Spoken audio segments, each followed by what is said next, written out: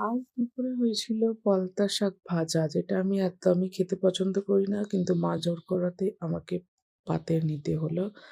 তো সেটা খেয়ে নিলাম লঙ্কা দিয়ে ডলে খেয়ে নিলাম। তারপর হয়েছিল মাছের তেল বেগুন দিয়ে, পেঁয়াজ দিয়ে, কাঁচা লঙ্কা দিয়ে ভাজা, যেটা আমার খেতে খুব ভালোবাসি।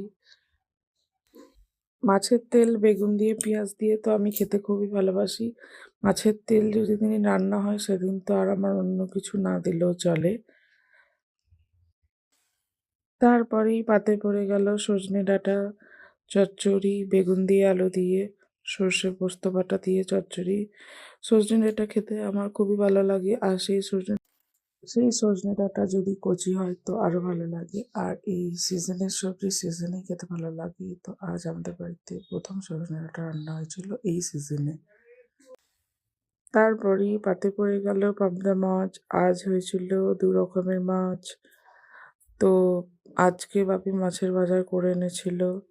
তো অনেক ধরনেরই মাছ কিনেছিল। আজ মা পাবদা মাছটা করেছিল আর রুই মাছ করেছিল।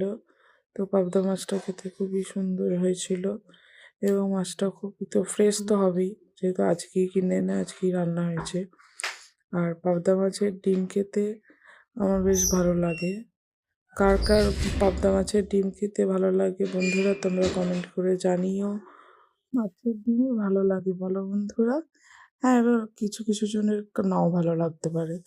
তারপরেই নিয়ে নিলাম রুই মাছ। আর মাছের পেটি পিসটা খেতে বেশি ভালো লাগে। আর পেটি পিসের তেল ভাবটা তো বেশি ভালো লাগে। তেল যদি থাকে, তেল তেলে জায়গাটা বেশি ভালো লাগে।